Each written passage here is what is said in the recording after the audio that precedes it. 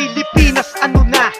Grabe tang ina, dahil sa init ng ulo tinumba ang mag-ina. San ba kami pupunta? San mang hihingi ng tulong kung mismong isa sa mga sumbungan ang nagpaugong ng putot ng barel na para lang sa kriminal? Simpleng alitan lumaki hanggang sa maging kritikal. Oo, laseng nandun na tayo, maingay at masagot, pero di yun rason para ang buhay nila'y malagot. Nakakatakot, wala nang takot ang mga salot sa liwanag o dilim. San mang sulok ay umaabot ang kampo ng kadiliman. Alagad ni Satanas, huwag kang umasang may pag-asang matanggap ka sa taas. Walang kapatawaran ang ginawa mo, kahit sabihin mo pa nga na tao ka lang at ikay napuno, kaya mo nagawa to. Hindi ka tao sa harap ng anak mo at pamilya ng tao. Nagawa mo kumuha ng buhay na parang namamaril ka lang ng aso. Yan ang gusto mong gayahin ng iyong anak, yung pag meron siyang kaaway hindi pwedeng walang sapak. Imbis na dapat ikaw ang magpapatigil ng talak, ikaw pa mismong dahilan sa dugo na pumatak.